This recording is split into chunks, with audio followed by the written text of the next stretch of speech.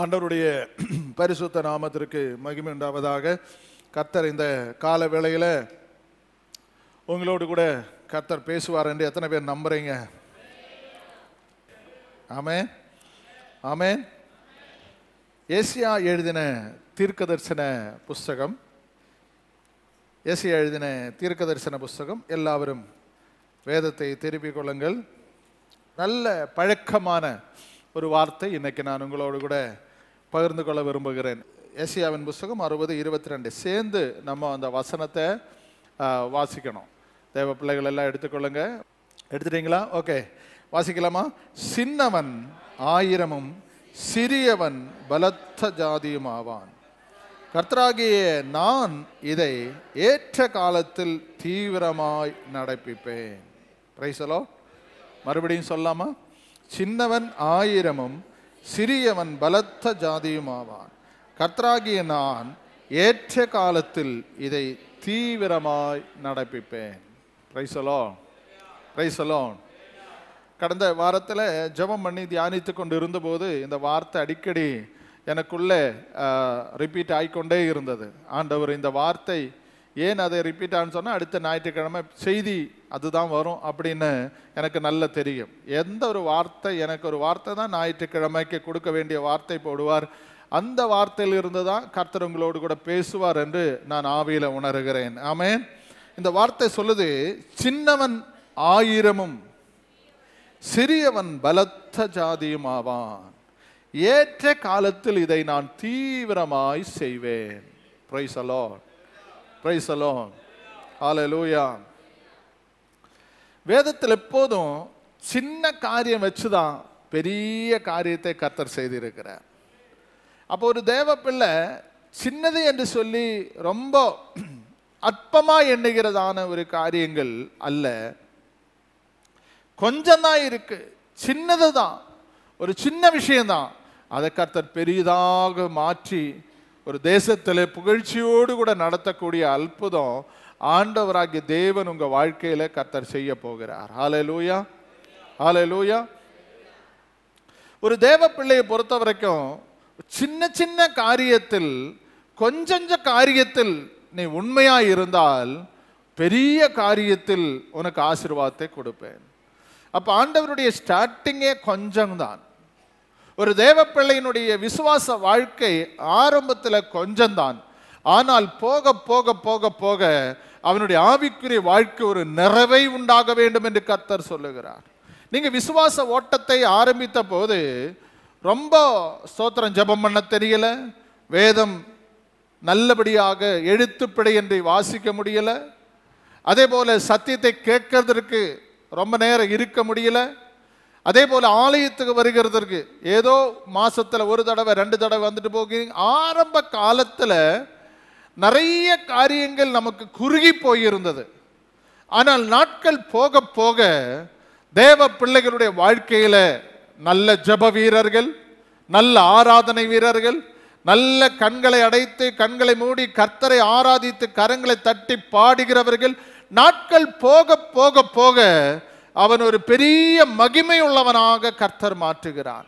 எந்த ஒரு மனுஷன் சின்ன காரியங்களில கர்த்தருக்கு உண்மையா இருக்கிறானோ அதை கர்த்தர் பெரிய காரியங்களுக்காக அவனை எடுத்து பயன்படுத்துவார்.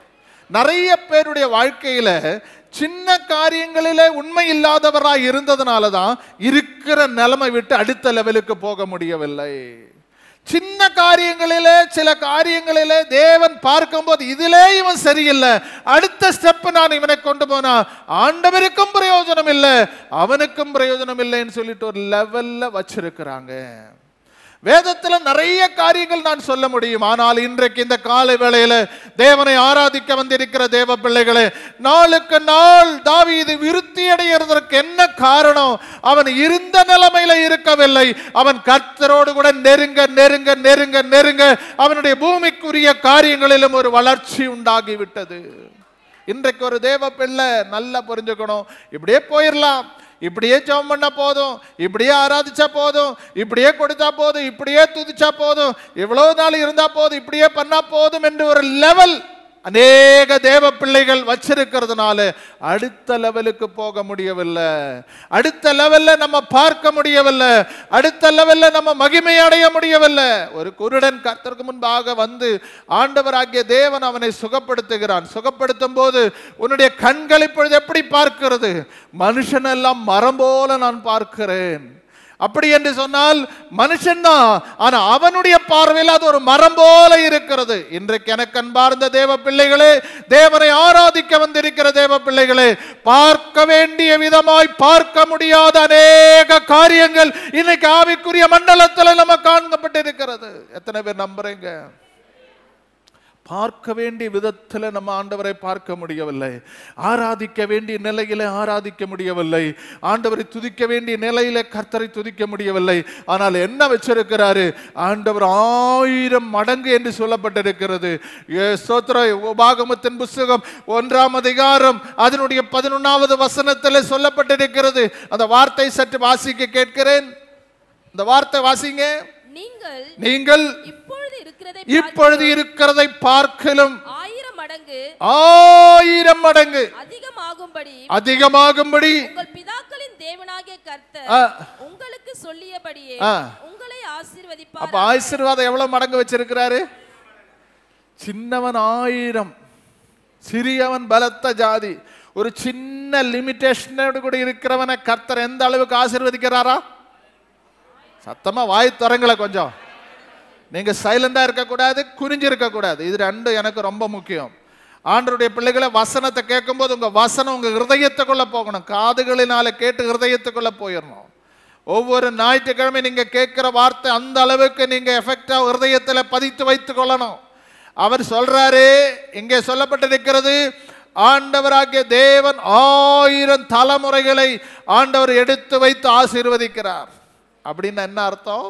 1000 லெவல் ஆண்டவர் வச்சிருக்கிறார் ஆசீர்வாதத்துக்கு.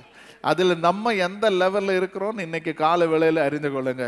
சின்னவன் 1000 மடங்கு ஆசீர்வதிப்பார் என்று கர்த்தர் சொல்லும் போது நம்ம நிலைமையில எந்த லெவல்ல இப்ப வந்திருக்கிறோம் பாருங்க. ஆண்டவர் ஒரு நிறைவான ஆசீர்வாதத்தை வச்சிருக்கிறார். ஆனா இன்னும் நான் 100 தாண்டல, 110 தாண்டல, 120 தாண்டல அப்படின்னு கர்த்தர் இந்த கால வேளையில் நம்மை குறித்து ஒரு கேள்விக்குறியா பார்க்கிறாரு. ஹல்லேலூயா, ஹல்லேலூயா. கேள்விக்குறியினுடைய அந்த அந்த நேச்சுரலா அது பார்த்தீங்கன்னா அது வளைஞ்சுதான் இருக்கும். வளைஞ்சு இருக்கிற ஒரு கேள்விக்குறி, எல்லாராலும் நிந்திக்கப்பட்டு, எல்லாராலும் அவமானப்படுத்தப்பட்டு, ஸ்தோத்திரம், எல்லாராலும் அற்பமா எண்ணப்பட்டு ஆண்டவர் அதை நிமிர்த்துகிறார். இன்னைக்கு நிமிர்த்தன என்ன குறியா மாறும்? கேள்விக்குறியாய் இருந்த ஒன்ன கர்த்தர் ஆச்சரியக்குறியாய் மாற்றுவார். இந்த நிலைமையில் இருந்த என்ன இந்த நிலைமைக்கு கர்த்தர் கொண்டு வந்தார். ஆமே. நான் எப்போது சொல்லுவேன், சபை வளரும் போது விசுவாசிகளும் வளர்ந்துடணும். ஆமேன்னு சொல்லுங்க. சபை கட்ட கட்ட விசுவாசிகளும் கட்டிக்கொண்டே இருக்கணும். ஸ்பிரிச்சுவல் பில்டர்ஸ், ஆவிக்குரிய வாழ்க்கையில கட்டுகிறவர்களாய் மாறணும். ஒரு பெரிய ஸ்தோத்திரம், ஒரு லெவல்ல நீங்க மாறணும்னு கர்த்தர் விரும்புகிறார். அந்த 1000 என்று சொன்ன வார்த்தையே அற்புதமான வார்த்தை. நீங்க மீகாவின் புஸ்தகம் 5ஆம் அதிகாரம் 2ஆம் வசனத்துல நீங்க படிச்சீங்கன்னா அங்க ஒரு முக்கியமான ஒரு வார்த்தை சொல்லுது பாருங்க.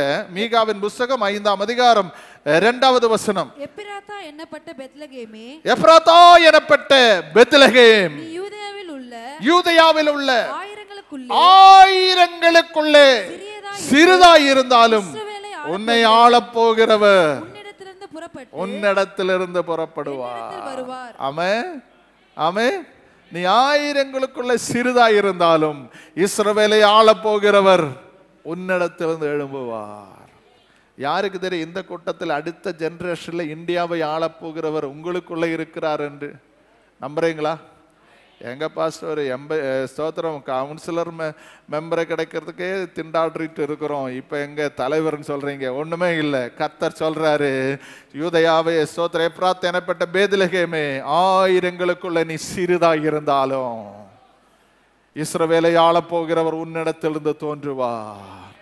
பெத்லகேமில் இருந்து கர்த்தர் எழுப்புதலை அனுப்ப போறார். திருநெண்டூர்ல இருந்து ஒரு எழுப்புதலை கர்த்தர் அனுப்ப போறார். விசுவாசிக்கிறீங்களா?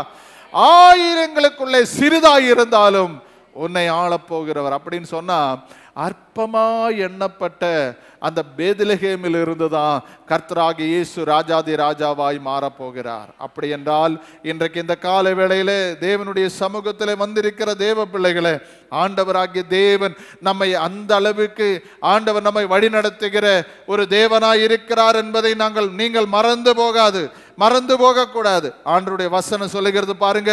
யாத்திராகமத்தின் புத்தகம் 20ஆம் அதிகாரம் 6வது வசனத்தில் ஒரு வார்த்தை இப்படியாய் சொல்லுகிறது. 20ஆம் அதிகாரம் 6வது வசனம், என்னிடத்தில் அன்பு கூர்ந்து என் கற்பனைகளை கைக்கொள்ளுகிறவர்களுக்கும் 1000 தலைமுறை மட்டும் இரக்கம் செய்கிறவராய் இருக்கிறேன். என்ன செய்வாரா? அப்ப 1000ங்களுக்குள்ள சிறிதா இருக்கிற உண்மையில கர்த்தர் இரக்கம் வைத்திருக்கிறார். ஹல்லேலூயா. நல்லா புரிஞ்சுக்கொள்ளுங்க. உங்க பின்னாடி உள்ள ஜெனரேஷன் எல்லாம் கர்த்தர் பார்க்கறதே இல்லை. அதாவது ரட்சிக்கப்படாத கூட்டத்தை கர்த்தர் கணக்கிலே வைக்கல, லிஸ்டிலே வைக்கல. அது எவ்வளவு பெரிய அதிகாரியா உங்க அப்பா இருந்தாலும் அம்மாவா இருந்தாலும் ரட்சிக்கப்படாத வரைக்கும் கர்த்தர் அது கணக்கிலே வைக்கல. அவங்க பேர் புழுதியில எழுதி வச்சிருப்பாங்க, பூமியில தான் இருக்கும். பரலோகத்தில் எந்த ரெக்கார்டு அவங்களை பற்றி இருக்காது. நல்ல புரிஞ்சுக்கொள்ளுங்க. என்னைக்கு ரட்சிக்கப்பட்டீங்களோ அன்னையில் இருந்துதான் நம்முடைய பேர் ரெக்கார்ட் ஆகும். அது வரைக்கும் நம்முடைய பேரு பரலோகத்தில் பதிவாக முடியாது, பதிவாகிறது இல்லை. அது எவ்வளவு பெரிய படிப்புள்ளவனாயிருந்தாலும் அந்தஸ்துள்ளவனாயிருந்தாலும் பணக்காரனாயிருந்தாலும் நாம் அறிந்து கொள்ள வேண்டிய ஒரு காரியம், என்றைக்கு பரலோக ராஜ்யத்தில் நம்முடைய பேர் ரெக்கார்ட் ஆகிறதோ அன்றையிலிருந்து தான் நம்முடைய நாட்களும் கர்த்தர் எண்ணிக்கொண்டிருக்கிறார். ஆமென். ஹல்லேலூயா. இப்ப இங்க சொல்லப்பட்டிருக்கிறது, என் மேல் அன்பு கூர்ந்து. எப்படி? சத்தமா சொல்லுங்க. கர்த்தருடைய வசனம் சொல்லுகிறது, பூர்வ பிதாக்கள் அவரை அன்பு கூர்ந்தார்கள், அவங்க தலைமுறைகளை கர்த்தர் மகிமைப்படுத்தினார். அப்படி என்றால் இன்றைக்கு நம்ம கர்த்தர் மேல வைத்திருக்கிற அன்பின் நிமித்தமாகத்தான் தலைமுறைகளை கர்த்தர் ஆசீர்வதிக்க போகிறார். ஹல்லேலூயா, ஹல்லேலூயா. அப்ப நம்ம அடுத்த தலைமுறை வரும்போது எப்போதும் அறிந்து கொள்ளணும், நீங்க அடுத்த தலைமுறை உங்களை விட பணம் இருக்கோ இல்லையோ அதிலல்ல நான் சொல்லுகிறது. பொருளாதாரத்தில் உங்க அப்பா அம்மா கஷ்டப்பட்டாங்க, நான் இன்னைக்கு நல்லா இருக்கேன், அது ஒரு வழியில பூலோகத்துல நமக்கு சாட்சி தான். ஆனா பரலோகத்துல நமக்கு என்ன வேணும்னா, அப்பாவை விட பிள்ளைகள், அம்மாவை விட பிள்ளைகள் அடுத்த லெவல்ல வரும்போது இன்னும் மகிமையான வரங்களாலும் கனிகளாலும் கர்த்தர் அவர்களை நிரப்பணும். அதுதான் கர்த்தர் விரும்புகிறார். ஹல்லேலூயா, ஹல்லேலூயா.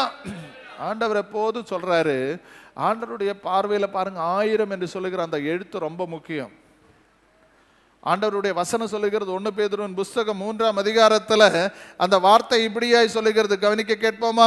அந்த 2 பேதுருவின் புத்தகம் 3ஆம் அதிகாரம் 8வது வசனம், அந்த வசனம் இப்படியாய் சொல்லுகிறது, பிரியமானவர்களே கர்த்தருக்கு ஒரு நாள் 1000 வருஷம் போலவும் 1000 வருஷம். அப்ப ஆண்டவருடைய பார்வையில 1000 வருஷத்தினுடைய பார்வையில் ஆண்டவர் சொல்றாரு, 1000 வருஷம் ஒரு நாள் போல. உங்களுக்கு 1000 வருஷம் ஆச்சு, ஆனா கர்த்தருடைய பார்வையில ஒரு நாள். தாவீது ஸ்தோத்திரம், நம்ம ஸ்தோத்திரம், மோசே ஆரோன் மரிக்கும் போது மோசே ஒரு சங்கீதம் எழுதுகிறான். அங்கே சொல்லப்பட்டிருக்கிறது, என்ன சொல்லப்பட்டிருக்கிறது? 3ஆம் வசனத்தில் சொல்லப்பட்டிருக்கிறது, அந்த ஸ்தோத்திரம் 1000 ஸ்தோத்திரம் உம்முடைய பார்வையில் 1000 வருஷம் நேற்று கழிந்த நாட்கள் போல இருக்கிறது. ஹல்லேலூயா, ஹல்லேலூயா.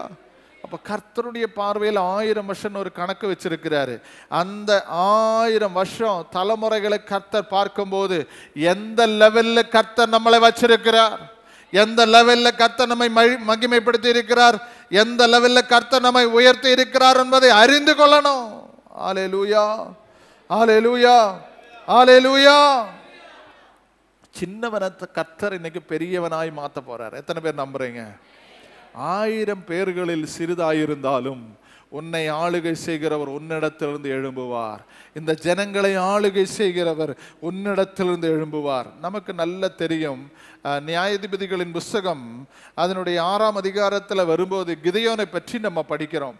இந்த 15வது வசனம் 16வது வசனத்தை படிச்சா அங்க ஒரு வார்த்தை குறிப்பா சொல்லி இருக்கிறார், கவனிங்க. அதற்கு அவன், என் ஆண்டவரே, என் ஆண்டவரே. இப்ப கிதியோனுடைய வாயிலிருந்து வருகிற வார்த்தைகளை கவனிங்க. ஆண்டவரே, நான் இஸ்ரவேலில் எதினாலே ரட்சிப்பேன்? இதோ மனசேயில் என் குடும்பம், மனசே கோத்திரத்தில் என் குடும்பம் மிகவும் எளியது. என்னது? மிகவும் எளியது, மிகவும் எளியது. என் தகப்பன் வீட்டில் நான் எல்லாரிலும் சிறியவன் என்றார். நான் எல்லாத்திலும் சிறியவன். அடுத்த வசனம் சொல்லுகிறது, அதற்கு கர்த்தர், நான் உன்னோடு கூட இருப்பேன். இப்ப சிறியவர்களுக்குள்ள கர்த்தர் என்ன செய்யறாரா? நான் உன்னோடு கூட இருப்பேன். நீ சிறியவன் தான், ஆனா உனக்குள்ள இருக்கிற கர்த்தர் பெரியவர். சத்தமா சொல்லுங்களேன். நீ 1000 பேருக்குள்ள சிறியவன், அப்படி இருந்தாலும் என்னைக்கு கர்த்தர் உங்க உள்ளத்துல வந்தாரோ அன்னைக்கு நீ பெரியவன் தான். ஆமீன் சொல்லுங்க. வாசிக்க கேட்போம். அதற்கு கர்த்தர், நான் உன்னோடு கூட இருக்கிறேன். ஒரு மனுஷனை முறியடிக்கிறது போல நீ மிதியானியர்களை முறியடிக்க போகிறேன். அல்லேலூயா, அல்லேலூயா. ஆண்டவர் அந்த அபிஷேகத்தை கொடுத்திருக்கிறார். முறியடிச்சானா? 7ஆம் அதிகாரத்துக்கு வரும்போது அவன் மிதியானியர்களை முறியடிக்கிற ஒரு அபிஷேகத்தை அவனுக்கு கொடுக்கிறார். அந்த 7வது வசனத்தை படிக்க கேட்போமா? அப்பொழுது கர்த்தர் கிதியோனை நோக்கி, நக்கி குடித்த அந்த 300 பேராலே நான் உங்களை ரட்சித்து மீதியானரை உங்க கையில் ஒப்பு கொடுப்பேன். மீதியானரை உன் கையில் ஒப்பு கொடுப்பேன். மற்ற ஜனங்கள் எல்லாரும் தங்களை தங்கள் இடத்துக்கு போக கடவர்கள் என்றார். போதும். 300 பேரை வச்சு எத்தனையோ ஆயிரங்கள் வந்தாங்க. ஆனா அந்த மிதியானை முறியடிக்கிறதுக்கு 300 பேரை வச்சு கர்த்தர் மகிமைப்படுத்தினான். சின்னவன் 1000 பலத்த ஜாதியுமாய் என்றைக்கு மாறுவான். நீ செயல்படும் போதுதான் உனக்குள்ள இருக்கிற காரியங்களை கர்த்தர் வெளிப்படுத்துவார். ஆமென். எனக்கு நல்ல பாட தெரியும், ஆனா பாடல. எனக்கு நல்ல ஜெபிக்க தெரியும், ஆனா ஜெபிக்க முடியல. எனக்கு நல்ல வசனத்தை சொல்ல தெரியும், ஆனா சொல்ல மாட்டேன். எல்லாம் உனக்குள்ள இருக்கிறது. அது என்னைக்கு வெளியிலே ஸ்தோத்திரம் ஃப்ளோ ஆகி வருகிறதோ அன்றைக்கு தான் உன்னை கர்த்தர் பெரியவனாக கர்த்தர் பார்க்கிறார். ஆமென். சின்னவன், நான் ஒண்ணுமே இல்லை, நான் தூசி, நான் குப்பை, என்னைக்கு நீ சொல்ற அப்படிதான் இருப்பேன். என்னைக்கு நீ ஒரு பூச்சின்னு நினைக்கிற பூச்சியா தான் இருப்பேன். பூச்சியா இருந்த என்ன போரடிக்கிற எந்திரமா கர்த்தர் மாற்றி வச்சிருக்கிறாரு. ஹல்லேலூயா, ஹல்லேலூயா. ஆண்டவராகிய தேவன் ஒரு எந்திரமாய் அந்த மலைகளை நொறுக்கிற ஒரு பெரிய எந்திரமாக கர்த்தர் உன்னை என்னை வச்சிருக்கிறார். ஒரு சின்ன விஷயத்திலிருந்து கர்த்தர் அந்த பெரிய நிலைமைக்கு நம்மளை மாற்ற போகிறார். ஒரு காரியம் நல்லா புரிஞ்சுக்கணும். இந்த சின்ன சின்ன விஷயத்துல நம்ம அற்பமா இருக்கிறதுனால தான் பெரிய விஷயங்கள் நம்முடைய கண்களுக்கு பார்க்க முடியல. சின்ன சின்ன காரியங்களே பார்த்து பார்த்து பார்த்து நம்முடைய நேரத்தை வீணாக்குறதுனால பெரிய காரியங்களை நடக்கிறதுக்கு நமக்கு வாய்ப்பு இல்லாம போகுது.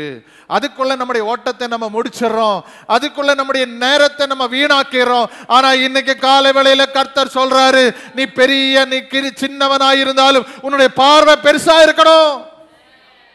ஹல்லேலூயா, ஹல்லேலூயா. 300 பேரை வச்சு அந்த மிதியானியரை முறியடிப்பேன். நான் சின்னவன், சின்ன குடும்பம், மனசே குடும்பம் சின்னது என்று சொல்லி கொண்டிருந்த கிதியோனை கர்த்தர் பராக்கிரமசாலியாய் மாற்றினான். என்றைக்கு நீ சின்னவன் என்று சொல்லாம நீ கர்த்தருக்குள்ள இருக்கும் போவாயானால், தேவன் உனக்குள்ள கிரியை செய்வாரானால் நீ பெரிய காரியங்களை செய்வாய். எத்தனை பேர் நம்புறீங்க? உங்களை கொண்டு உங்க குடும்பத்துல பெரிய காரியங்களை செய்வார், உங்க சபையில பெரிய காரியங்களை செய்வார், உங்க தேசத்துல கர்த்தர் பெரிய காரியங்களை செய்வார். அப்ப 1000 தலைமுறைகளுக்கு 1000 மடங்கு ஆசீர்வாதத்தையும் தலைமுறைகளையும் கர்த்தர் பார்க்க பண்ணி ஆண்டவர் சொல்றாரு, ஆண்டவர் அந்த அபிஷேகத்தோடு கூட கர்த்தர் உங்களை நடத்த போறார். ஹல்லேலூயா. அதை நான் என்ன சொல்ல போறேன்?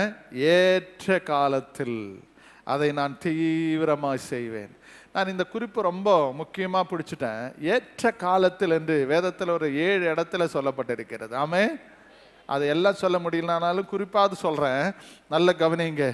ஏற்ற காலத்தில் ஆண்டவராகிய தேவன் செய்ய போகிற, நம்முடைய வாழ்க்கையில செய்ய போகிற காரியங்கள். அப்போ ஒவ்வொரு நாளும் ஒரு எக்ஸ்பெக்டேஷனோடு கூட இருக்கணும்.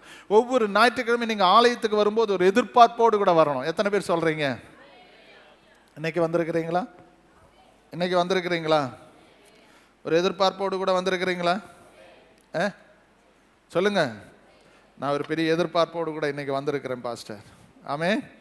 என்ன எதிர்பார்ப்பு? 1 பேதுரு புஸ்தகம் 5ஆம் அதிகாரம் 6வது வசனத்தில் சொல்லப்பட்டிருக்கிறது. கடைசி வசனத்தை போதும், கடைசி அந்த வார்த்தை போதும். ஏற்ற காலத்தில் தேவன் உங்களை உயர்த்தும்படிக்கு அவருடைய பலத்த கரத்துக்குள் அடங்கி இருங்க. ஆமே. அப்ப உயர்வு எப்ப வரும்? ஏற்ற காலத்தில் நான் தீவிரமாய் செய்வேன். ஏற்ற காலத்தில் நான் தீவிரமாய் இந்த நேரத்தில் உனக்காக செய்வேன். ஏற்ற காலம், குறித்த காலம் அப்படி நல்ல பைபிளில் பல நிலையில சொல்லப்பட்டிருக்கிறது. ஆனால் ஏற்ற காலம் உன்னுடைய ஃபேவர் ஆஃப் டைம், உங்க நேரம், குறித்த நேரம், உனக்கென்று கொடுக்கப்பட்ட நேரம். ஆமென். இன்டர்வியூக்கு போனால் ஒரு வேலைக்காக இன்டர்வியூக்காக நீங்கள் போகும்போது 8லிருந்து 9 மணி வரைக்கும் உங்கள் டைம்னு சொல்லுவாங்க. நீங்கள் அந்த டைமுக்கு போனால் நீங்கள் ரெக்ரூட்மெண்ட்டில் போய் சேரலாம். இல்லைன்னா அடுத்த நபர்கள் அடுத்த நிமிடத்துக்கு வந்துடுவாங்க. நான் 10 மினிட் லேட் ஆச்சுன்னு சொன்னால் அந்த இன்டர்வியூவில் நீங்கள் அட்டென்ட் பண்ண முடியாது. நான் பஸ் லேட் ஆச்சு, வண்டி லேட் ஆச்சுன்னு எல்லாம் போகும்போது நீங்கள் சொல்லிங்கன்னா அங்கே வாய்ப்பு இல்லை. நேரம் கொடுத்த நீங்கள் முடிச்சுட்டீங்க. இன்னைக்கு கர்த்தர் சொல்றாரு, ஆண்டவருடைய ஆலயத்தில் வந்திருக்கிற உங்களை பார்த்து சொல்றாரு, ஒரு குறித்த நேரத்தை நான் உங்களுக்கு கொடுத்தேன், அந்த நேரத்தில் நீ இருந்தியா என்று தான் ஆண்டவர் பார்க்கிறார். ஆமென். ஹல்லேலூயா. உயர்த்துகிற கர்த்தருடைய கரத்தில் நீங்க இருக்கிறீர்கள் என்று நினைக்கிறீங்களா? ஒரு தேவ பிள்ளை தேவனுடைய கரத்தில் இருக்கிறீர்கள் என்று நினைக்கிறீங்களா? ஆண்டவர் எசையாவின் புத்தகத்தில் சொல்லுகிறது, என் உள்ளங்கையில் உன்னை நான் வரைந்து வைத்திருக்கிறேன். உள்ளங்கையில கர்த்தர் வரைஞ்சு வச்சிருக்கிறாரு. உன்னுடைய தலைவிதி எல்லாம் அவருடைய கரத்தில் இருக்கிறது. உன்னுடைய தலையெழுத்தெல்லாம் அவரை எழுதி வச்சிருக்கிறாரு.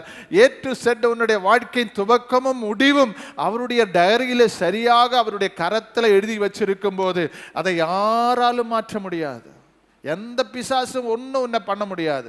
காரணம், ஏற்கனவே உன்னுடைய எதிர்காலத்தை எழுதி வைத்திருக்கிற ஒரு கர்த்தர் இருக்கிறார். அல்லேலூயா. அதனால தான் சொல்றது, ஏற்ற காலத்தில் உன்னை உயர்த்தும்படி. அப்போ உயர்வு என்பது என்ன உண்டு?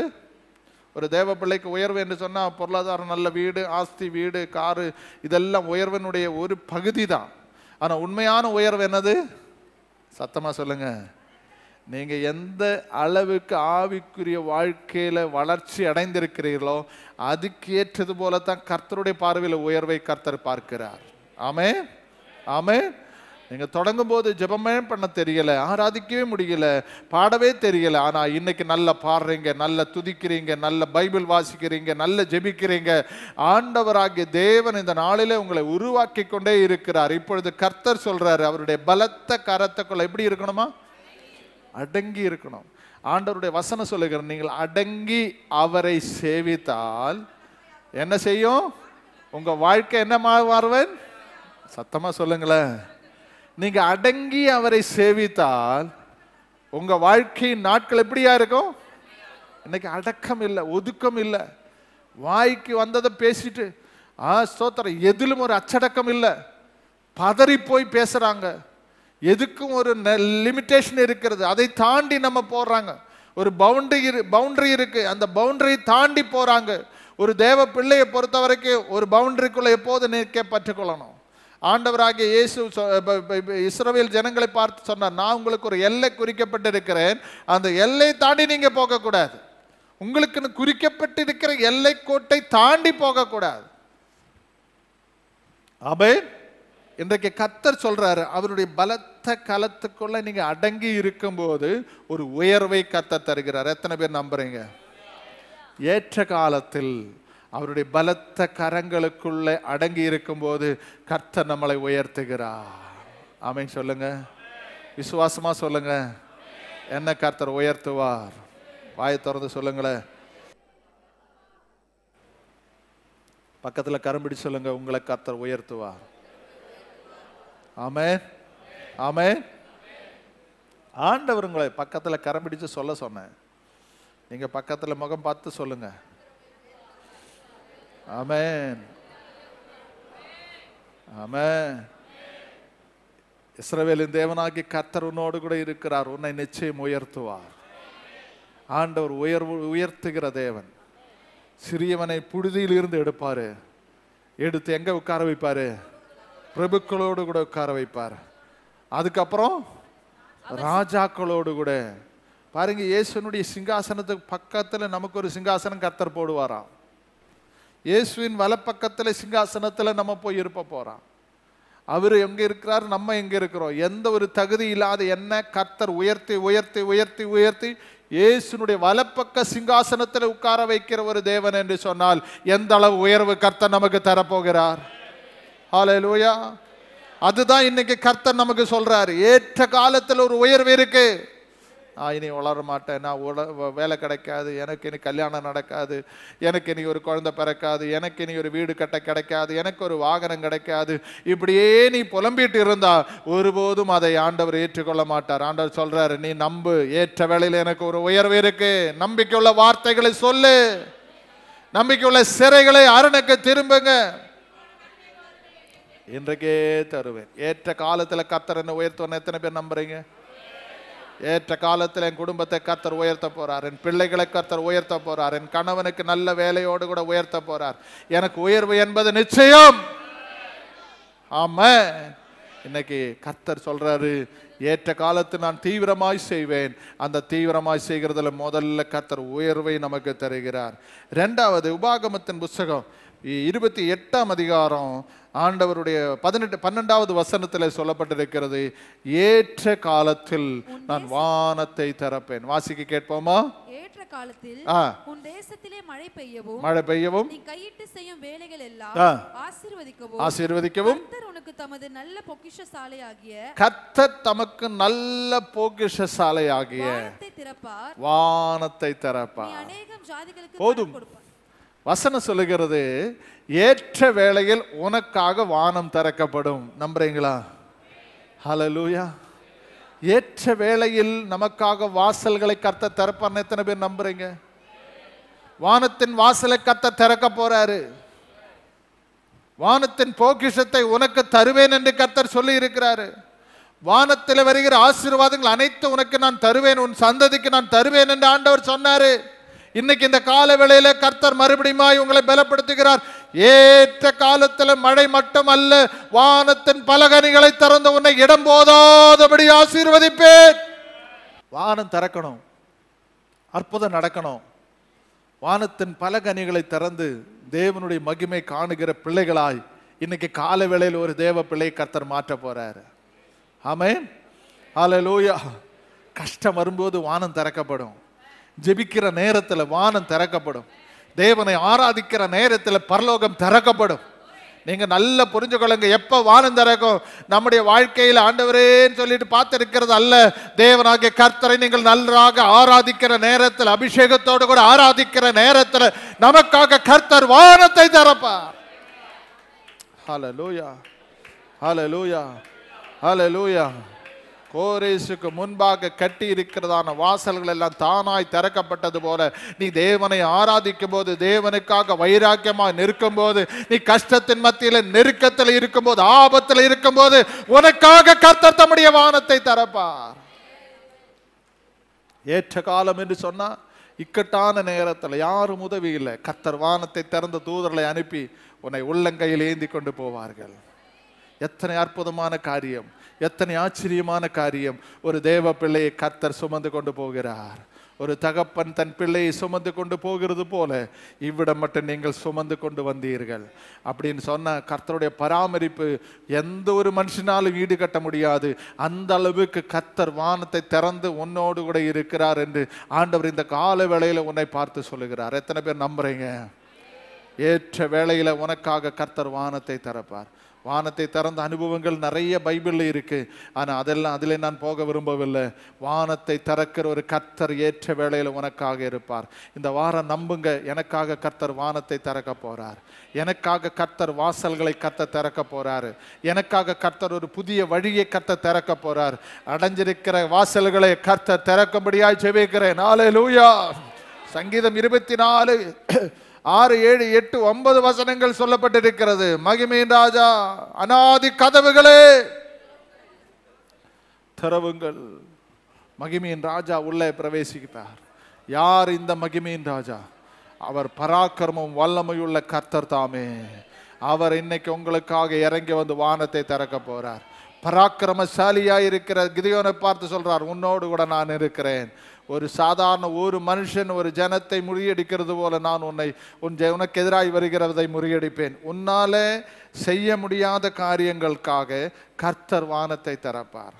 நீ செய்ய முடியாததை உனக்காக செய்கிற ஒரு கர்த்தர் இருக்கிறார். எத்தனை பேர் சொல்றீங்க?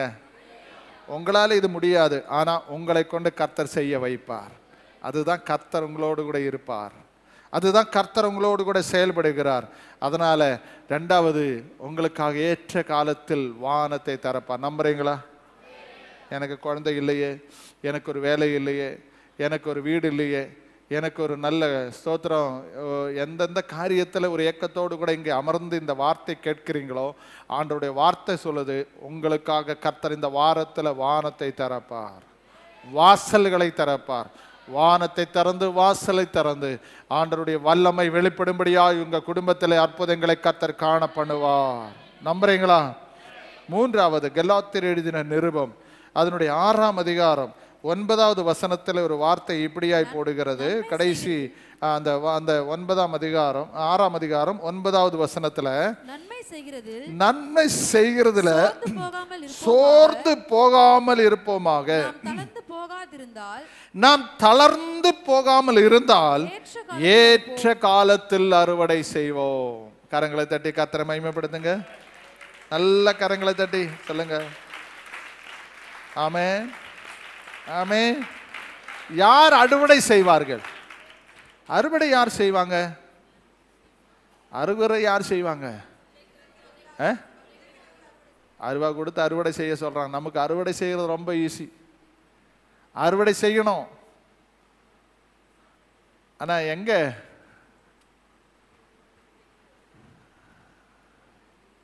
ஆண்டவர் ஒரு மனுஷனிடத்துல சொல்றாரு, நீ விதைக்காத இடத்துல நீ அறுவடைக்கா வந்திருக்கிறாய். என்ன செய்யறது இல்ல? பொருளே அந்த விதையே நீ விதைக்கிறது இல்லை, நீ போய் அருவாமனை எடுத்துட்டு உட்கார்ந்து இருக்கிற அறுவடை செய்கிறதுக்கு. ஒரு தேவ பிள்ளை நல்லா புரிஞ்சுக்கொள்ளுங்க, அறுவடை யாருக்கு? ஏற்ற வேளையில் அறுவடை செய்கிறது. நீ செஞ்ச காரியத்தை வச்சுதான் கர்த்தர் அறுவடைக்காக கர்த்தர் செய்கிறார். ஹல்லேலூயா, ஹல்லேலூயா. கண்ணீரோடு கூட விதைச்சிருக்கிறியா? நிச்சயமா பெரிய அறுவடை உனக்காக இருக்கு. நீ கஷ்டத்தை விதைச்சிருக்கிறா, கஷ்டத்துல நீ விதைச்சிருக்கிறாயா? உன்னுடைய இல்லாய்மையிலிருந்து நீ விதைச்சிருக்கிறாயா? ஒரு பெரிய அறுவடை கர்த்தர் செய்ய போறார். ஆமென், பிரைஸ் தி லார்ட். ஒரு தேவ பிள்ளை முதல்ல அறிஞ்சிருக்கணும், ஆண்டவர் ஏற்ற காலத்தில் எனக்கு அறுவடை செஞ்சிருக்கிறாரு. நீ விதைச்சாதான் என்ன கிடைக்க முடியும்? நீ அறுவடை விதைக்காம நீ அறுவடைக்காக போனா அங்க தரிசு நிலமாகத்தான் காணப்படும். அறுவடை இல்லை, கையில காசே இல்லை, கையில எந்த ஒரு வருமானம் இல்லை, எப்போவும் எம்டினஸ், எப்போதும் குறை. சில விசுவாசிகளை நான் கேள்விப்பட்டிருக்க பேசும்போது சொல்றேன், அந்த குறை இந்த குறை, அந்த கஷ்டம் இந்த கஷ்டம், கஷ்டம் கஷ்டம் மட்டும்தான் அவங்க வாழ்க்கையில பேச்சு தவிர லாபம், அதுல முன்னேற்றம், வளர்ச்சி, இந்த ஒரு அனுபவம் ஒரு பிள்ளைகள் சொல்லுகிறதுக்கு அரிதா இருக்கிறது. ஆனா பெதேல் சாரோன் சபையில் இருக்கிற விசுவாசிகள் சொல்லணும், லாபமான நஷ்டமான எல்லாவற்றையும் நான் லாபமாக மாற்றுகிறேன். ஹல்லேலூயா. நான் விதைச்ச கர்த்தர் 100 மடங்கு என்னை ஆசீர்வதிச்சார். எந்த நேரத்தில் விதைச்சானா? பஞ்ச காலத்தில் விதைச்சானா? பஞ்ச காலத்தில் இப்போ நேற்று யாரோ முந்தா நேற்று யாரோ ப்ரேயர் லீட் பண்ணும்போது சொல்லிட்டு இருந்தாங்க, ஒரு வார்த்தை அவங்க சொன்னாங்க. என்ன வார்த்தைன்னா, ஸ்தோத்திரம், அவங்க மைண்டை விட்டு போயிடுச்சு. அப்போ ஸ்தோத்திரம், அந்த வார்த்தை சொன்னாங்க, எந்த விதை சரியான நிலத்தில் விழுந்துடுச்சோ அதுதான் 100 மேனியாக விளை கொண்டது. அப்போ ஈசாக்கு பஞ்ச காலத்தில் இந்த வார்த்தை தான் சொன்னாங்க.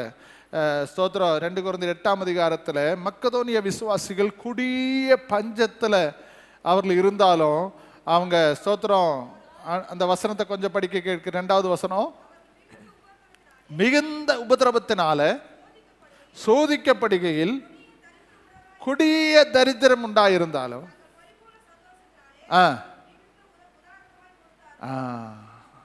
அவரு லீட் பண்ணும்போது அந்த சகோதரி அந்த வார்த்தை சொன்னாங்க, கொடிய பஞ்சம் இருந்துட்டு விதைக்கல, கஷ்டத்தின் மத்தியில் விதைச்சேன். நம்முடைய விதையெல்லாம் 100 மேனியாக வளர்ச்சி அடைகிறது எப்போ? பஞ்சகாலம். எந்த காலம்? பஞ்ச காலத்தில் விதைச்சான்.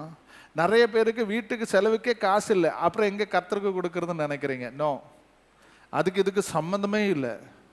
ஒரு தேவ பிள்ளை, நல்ல ஆவிக்குரிய பிள்ளைகள் புரிஞ்சு வச்சுக்கணும். ஆண்டவராகிய தேவன் இந்த நாளில் நம்மை குறித்து என்ன எதிர்பார்த்து கொண்டு இருக்கிறான்? தேவனுடைய சமூகத்தில் நமக்கு கையில் காசே இல்லையே, கொடிய பஞ்சமாயிருச்சே, கஷ்டமாயிருச்சே, சாப்பாட்டுக்கே நமக்கு திண்டாட்டிட்டு இருக்கிறோம், அரிசிக்கே வழி இல்லையே, அந்த நேரத்தில் விதைக்கிற விதை தான் 100 மடங்காக கர்த்தர் அறுவடை செய்ய போகிறார். இப்போ பஞ்ச காலத்தில் விதைன்னு சொல்றது அற்பமாக எண்ணவே கூடாது. கஷ்டப்படுகிற நேரத்தில் கொடுக்கிற பணம் தான் ரொம்ப வேல்யூவாய் கர்த்தர் பார்க்கிறார். துன்ப நேரத்தில் இல்லாய்மையில கொடுக்கிற ஆவிக்குரிய பிள்ளைகளை நீங்க புரிஞ்சு கொள்ளுங்க, இல்லாய்மையில் இருந்து கொடுக்கிறவர்களை கர்த்தர் ஆசீர்வதிக்க போகிறார். அவர்களுக்கு தான் ஒரு அறுவடை சொல்லியிருக்கிறார். இந்த வருஷத்துல நீங்க விதைக்க போறீங்க, அடுத்த வருஷத்துல அறுவடை செய்ய போறீங்க. அதான் ஒரு சீசனாக கர்த்தர் வச்சிருக்கிறார். ஆமென், ஹல்லேலூயா. அந்த அறுவடை ஏற்ற காலத்துல கர்த்தர் உங்களுக்கு செய்வார். நன்மை செய்யறதுல என்ன செய்யக்கூடாதா? சோர்ந்து போகக்கூடாது. நன்மை செய்கிறதுனால நீங்கள் அவங்க நன்றி இல்லாதவங்களா போயிட்டாங்க, கவலை இல்லை. அவங்க ஸ்தோத்திரம் நம்ம எதிர்பார்த்த காரியங்கள் ஒன்றும் அவங்க செய்யலை. நன்றி கட்ட உலகம்தான் இது. நீங்கள் எவ்வளவோ காரியங்கள் நன்மை செஞ்சு பாருங்க, உங்கள் சொந்தத்துக்குள்ளே நீங்கள் நன்மை செஞ்சு பாருங்க, அடுத்த நிமிஷம் அவங்க மறந்துடுவாங்க. நீ கொடுத்தா நான் வளர்ந்தேன்னு கேட்பாங்க, இப்படி தான் சொல்லுவாங்க, இப்படி தான் பேசுவாங்க. நீங்கள் என்ன கொடுத்தாலும் அந்த வாங்குற நேரத்தில் ரொம்ப நல்லதுன்னு சொல்லி போயிட்டே இருப்பாங்க. அடுத்த நிமிடம் நன்றி இல்லாதவர்களாய் மாறுகிறவாருங்க. நன்றி இல்லாத உலகத்தில் நன்றி உள்ளவர்களாய் மாறுகிற பிள்ளைகள் தான் கர்த்தருடைய பிள்ளைகள். ஹல்லேலூயா. எப்போதும் ஒரு தேவ பிள்ளை நன்றி உள்ளவர்களாக இருக்கணும். மற்றவர்களுடைய சமூகத்தில் ஒரு நேரம் நம்முடைய கடந்து வந்த பாதைகள் எப்போதும் நம்ம ஸ்தோத்திரம் யோசித்து பார்க்கணும், சிந்தித்து பார்க்கணும்.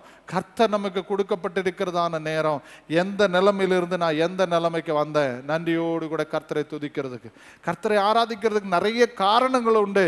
ஏன் நான் கர்த்தரை ஆராதிக்கிறேன், ஏன் கர்த்தருக்காக சேவை செய்கிறேன், எந்த நிலைமையில இருந்த என்ன எந்த நிலைமைக்கு கர்த்தரை கொண்டு, அதனால தான் நான் கர்த்தரை ஆராதிக்கிறேன். ஆமென்.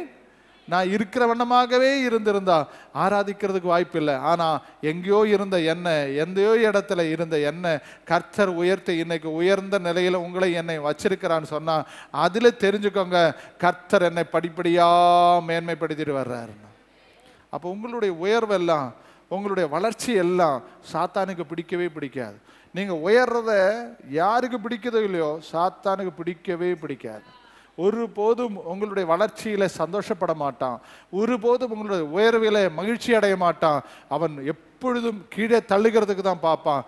ஆனா உன்னையும் என்னை உண்டாக்கின கர்த்தர் உங்க உயர்வை பார்த்து கொண்டே இருக்கிறார். உங்க எதிர்காலத்தின் உயர்வை கர்த்தர் பார்த்து கொண்டிருக்கிறார். அப்படி என்றால் ஏற்ற காலத்தில் அறுவடை செய்கிற ஒரு பிள்ளைகள். அப்படின்னா ஏற்ற வேளையில நீங்க விதைச்சாதான் ஏற்ற வேளையில ஆண்டவர் அந்த அறுவடை நாட்கள் என்று ஒன்று வச்சிருக்கிறது. அந்த அறுவடை காலமாக கர்த்தர் பார்க்கிறார். அடுத்தபடியாக அந்த வசனம் சொல்லுகிறது, நீதிமொழிகளின் புஸ்தகம் அதனுடைய 25ஆம் அதிகாரம் 11வது வசனத்தில் நீங்கள் படிச்சீர்களானால் 25:11 சொல்லப்பட்டிருக்கிறது, ஏற்ற சமயத்தில் சொன்ன வார்த்தை வெள்ளி தட்டில் வைக்கப்பட்ட பொற்பழங்களுக்கு சமானம். என்னது? பொற்பழங்களுக்கு சமானம். சிலவங்க அதிகமா பேச மாட்டாங்க, சில வார்த்தைகள் தான், ஆனா ரொம்ப பவர்ஃபுல்லா இருக்கும். ஆமென், பிரைஸ் தி லார்ட். ஏற்ற காலத்தில் சொன்ன வார்த்தை. நிறைய பேர் பேசுறாங்க, செய்யறாங்க, ஆனா கர்த்தர் சொல்றாரு, நான் சொல்ற வார்த்தை கிரியை செய்யும். உங்க வாயிலிருந்து வருகிற வார்த்தைகள் எல்லாம் ஜீவனுள்ள வார்த்தையை மாறும்போதுதான் அது கிரியை செய்யும். ஆமென். பைபிள் சொல்லுது, என் வார்த்தை எந்த காரியத்திற்காக அனுப்பினதோ அந்த காரியத்தை செய்து முடித்து திரும்பி வருமா. ஆமென். அப்ப அந்த வார்த்தை என்ன செய்யுமா? சொன்னதை செஞ்சுட்டு வரும். ஆமென். அப்ப ஏற்ற காலத்துல சொன்ன வார்த்தைன்னு சொன்னா, நான் இப்ப பேசுற வார்த்தை அது வெறுமையா திரும்பி வராது, அது பலனோடு கூட தான் திரும்பி வரும். ஏற்ற காலத்துல நீங்க சொல்லுகிற வார்த்தை அது வெள்ளித்தட்டிலே வைக்கப்பட்டிருக்கிற பொற்பழத்திற்கு சமானமாயிருக்கிறது. நீங்க சொல்லுகிற வார்த்தை அவ்வளவு பவர்ஃபுல்லா இருக்கிறது. அதனால தான் எப்போது ஒரு தேவ பிள்ளை மற்றவங்களை சபிக்க கூடாது, மற்றவங்களை அற்பமாய் பேசக்கூடாது, நம்முடைய வாயிலிருந்து தவறுதலாக ஒரு வார்த்தை கூட பேசக்கூடாது. ஏன்னா ஏற்கனவே சொல்லி இருக்கிறேன், தூதன் வந்திருக்கிறாரு.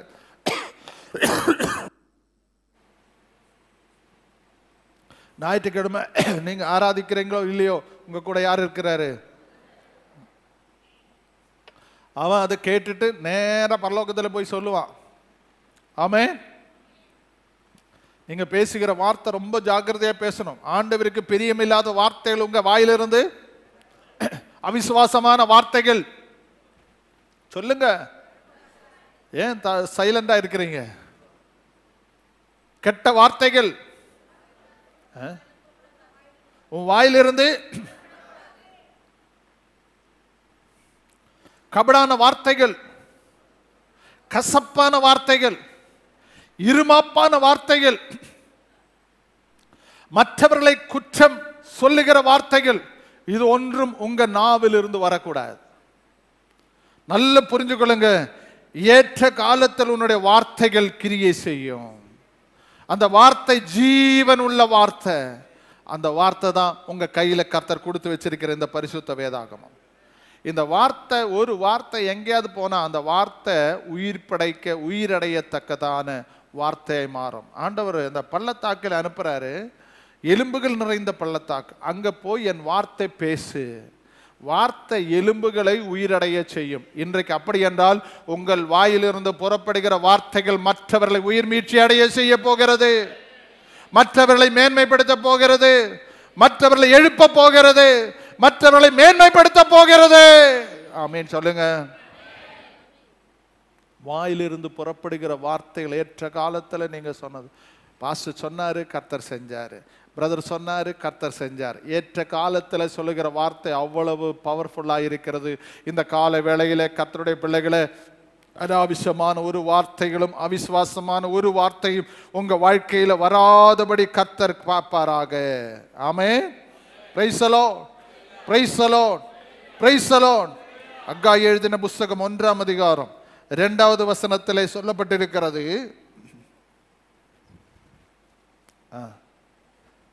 அகாய் புத்தகம் 1ஆம் அதிகாரம் 2வது வசனம். இந்த ஜனங்கள் கர்த்தருடைய ஆலயத்தை கட்டுகிறதற்கு ஏற்ற காலம் இன்னும் வரவில்லை என்கிறார்கள். போதும். ஏற்ற காலத்துல ஆலயம் கட்டுறதுக்கு இன்னும் நேரம் வரல. இப்ப நம்ம என்ன செய்ய போறோம்? சத்தமா சொல்லுங்க. இந்த ஜனங்கள், அப்படித்தானே போட்டிருக்கு. இந்த ஜனங்கள்னா யாரு? இந்த விசுவாசிகள். என்ன சொல்றாங்க? நம்மகிட்ட காசு இருந்தா கொடுத்துருக்கலாம், காசை இல்லை, அவரை இப்படி இப்ப கட்டணும். சரியா? எனக்கு கொஞ்சம் காசு வர வேண்டி இருக்கு, அந்த காசு வந்துட்டு பாசு தொடங்கி இருக்கலாம்ல. உங்க ஐடியா எப்படி? ஒரு 2 வருஷம் பொறுத்து கட்டியிருந்தா எனக்கு கொஞ்சம் காசு வரும், அப்ப செஞ்சிருந்தா நானும் கொடுத்துருப்பேன்ல. இந்த மாதிரி வார்த்தைகள் எல்லாம் கர்த்தருக்கு தேவையே கிடையாது. Price the Lord, praise the Lord. ஏற்ற வேளையில ஆலயம் கட்டுறதுன்னு கர்த்தர் சொல்லும் போது ஜனங்க சொல்றாங்க, அது இப்போ இன்னும் காலம் வரல, இன்னும் டைம் இருக்கு, இந்த சபையை நிரம்பல, அப்புறம் என்னத்துக்கு மேல சபை? அநேகருடைய உள்ளத்துல அநேக கேள்விகள் இருக்கும். இப்ப தேவையா? பைசாவை தானே இல்லை, அப்புறம் ஏன் தொடங்கணும்? ஐயா 50 லட்சம் ரூபாய் கையில வச்சாலும் ஆலயம் கட்டுறதற்கு நடக்காது. ஆனா ஒரு தேவ பிள்ளை விசுவாசத்துல கட்டுறதுதான் நிலைச்சு நிற்கும். பைசா வச்சு கட்டுறது சபை கட்டுறது அல்ல. கர்த்தர் ஒவ்வொரு காரியங்களும் விசுவாசத்துல கட்டணும். அப்பதான் அதனுடைய அருமை என்னன்னு தெரியும். நீங்க நல்லா புரிஞ்சுக்கொள்ளுங்க. உங்க கையில ஒரு 50 லட்சம் ரூபாய் இருந்தால் ஒரு வீட்டை கட்டுறதுக்காக பிரயாசப்பட்டா ஈஸியா கட்டிட்டு போற ஒரு கவலையும் இல்லை. ஆனா ஒவ்வொரு பொருளும் வாங்கி அந்த ஸ்தோத்திர மதிப்பு என்ன, கஷ்டம் என்னன்னு உணர்ந்து கட்டும் போதுதான் அந்த வீட்டினுடைய மதிப்பு தெரியும். ஆமே. இல்லாய்மையிலிருந்து கட்டுறதற்கும் இருக்கிறதுலிருந்து கட்டுறதற்கும் ரொம்ப வித்தியாசம் உண்டு.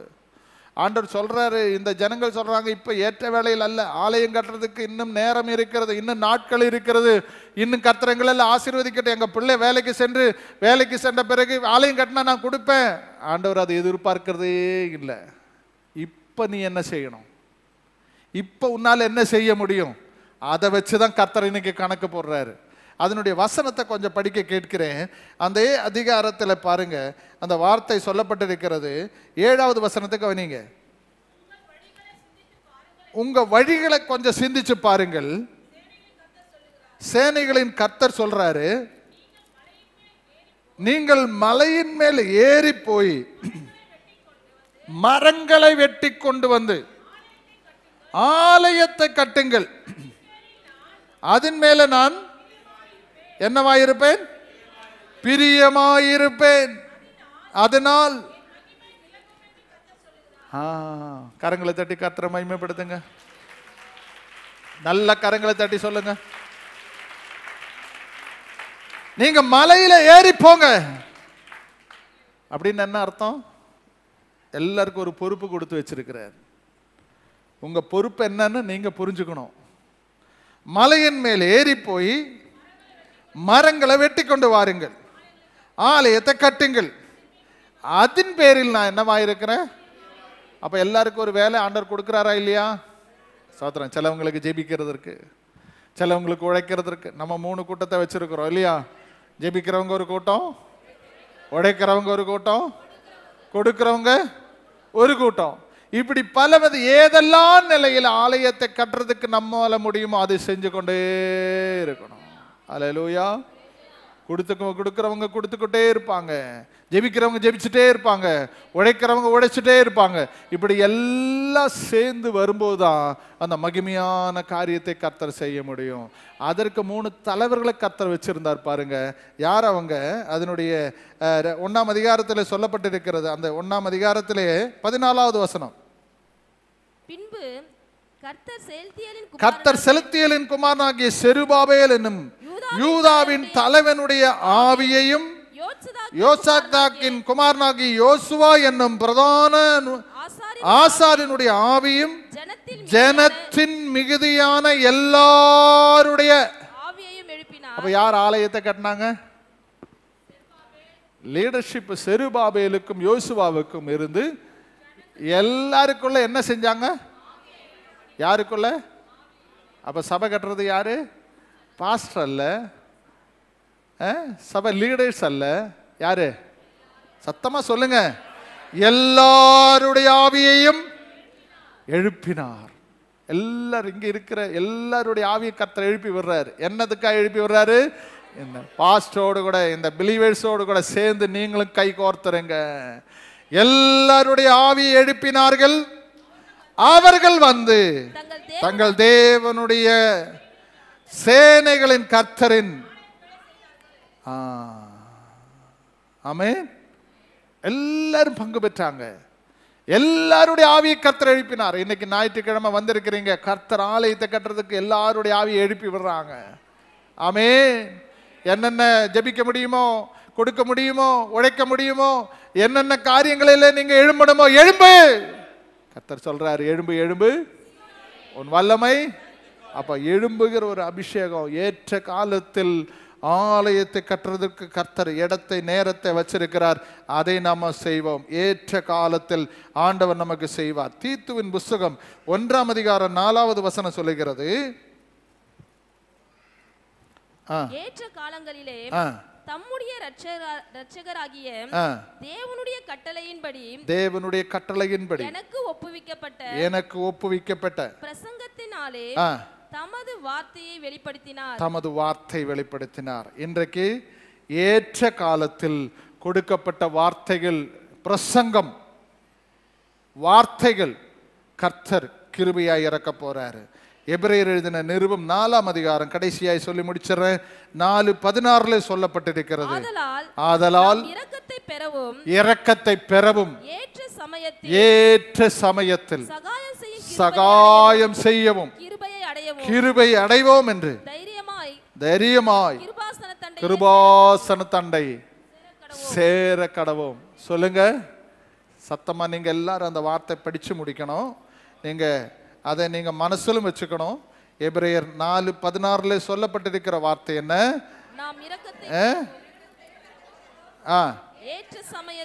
ஏற்ற சமயத்தில் சகாயம் செய்யவும் கிருபை அடையவும் தைரியமாய் கிருபாசன தண்டையில் சேர கடவும். கரங்களை தட்டி ஆமென். ஏற்ற காலத்தில் சகாயம் கிடைக்கும். நம்புங்க. ஏற்ற வேளையில உங்களுக்கு ஒரு உதவியை கர்த்தர் செய்வார். ஏற்ற வேளையில உங்களுக்கு ஒரு அற்புதத்தை கர்த்தர் செய்வார். விசுவாசிக்கிறீங்களா?